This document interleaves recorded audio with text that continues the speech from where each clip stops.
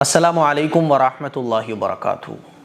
कभी कभी क्या होता है कि हमारे घर में चींटियाँ बहुत निकलने लगती हैं। अब चींटियों के निकलने से क्या गलत होता है और क्या अच्छा होता है? चींटियों को अगर हम भगाना चाहें तो क्या भगा सकते हैं? बाज़ दफ़ा ये चींटियाँ जो है ना, दवाइयाँ इस्तेमाल करने के बाद भी नहीं भागती हैं, तो क्या करना चाहिए? कोई इसका वजीफ़ा, कोई अमल? एक साहब ने पूछा है मुफ्ती साहब के चींटियाँ घर में निकलें तो क्या पैसा आता है, और लाल चींटियाँ निकलने से क्या कोई नुकसान होता है, और इनको भगाने का कोई अमल बताएं, क्या इनको मारा जा सकता है? तो इस सिलसिले में कुछ ज़रूरी बातें हैं जो मैं आप लोगों को समझाना चाहता हूँ। देखिए, चींटियाँ जो निकलती हैं ना, तो चाहे काली चींटी निकले चाहे लाल निकले, काली चींटियाँ निकलने से समझा जाता है पैसा आएगा, ऐसा कुछ भी नहीं है। चींटियाँ अल्लाह की एक मखलूक है, निकल सकती हैं कहीं भी।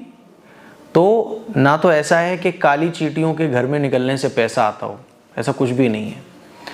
लाल चींटे निकल आए तो इससे कोई नुकसान होगा आपके घर में, ऐसा भी कुछ नहीं है। लाल हो, काली चींटियां हो, ये अल्लाह की एक मखलूक है, निकल रही हैं तो भगाओ इनको। समझ रहे हो बात को? तो लाल काली से कोई पैसे का और कोई नुकसान का मतलब दूर दूर तक नहीं है। तो इस सिलसिले में अपने माइंड को क्लियर करो आप। रही बात इनको भगाने की, तो बिल्कुल चींटियाँ जब घर में निकल आएँ तो आप इनको भगा सकते हैं। इनको भगाने के लिए जो दवाइयाँ आती हैं, जो स्प्रे वगैरह आते हैं, उनका आप इस्तेमाल करें। और एक अमल भी है, वो आप कर सकते हो। बाज़ दफ़ा क्या होता है कि दवाइयाँ इस्तेमाल करने के बाद भी जो है ना, वो चींटे और चींटियाँ ख़त्म नहीं होते हैं। तो एक अमल भी है, और वो अमल क्या है? कुरान मजीद में सूरह नम्ल और पारा नंबर 19, सूरह नम्ल की आयत नंबर 18 स्क्रीन पर आप लोग देख सकते हैं।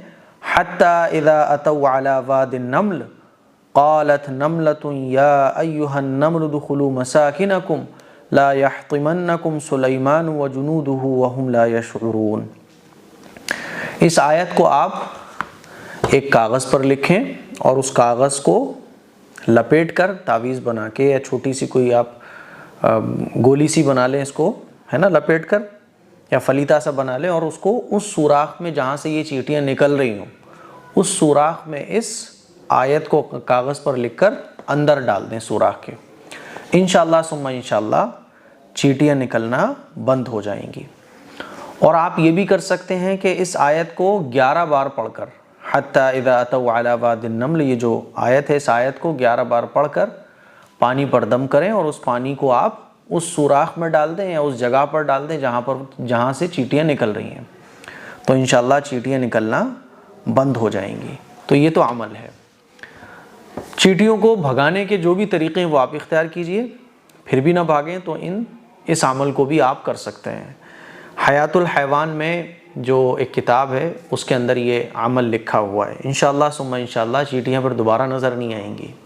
तो मुझे उम्मीद है कि चींटियों को भगाने का ये तरीक़ा और ये जो 2-3 बातें थी जो चलती हमारे माशरे में, वो अच्छे तरीक़े से आपको समझ आ गई होंगी। इसके लिए आपको शेयर करें, दूसरों तक पहुँचाएँ। अस्सलामु अलैकुम वरहमतुल्लाहि वबरकातुहू।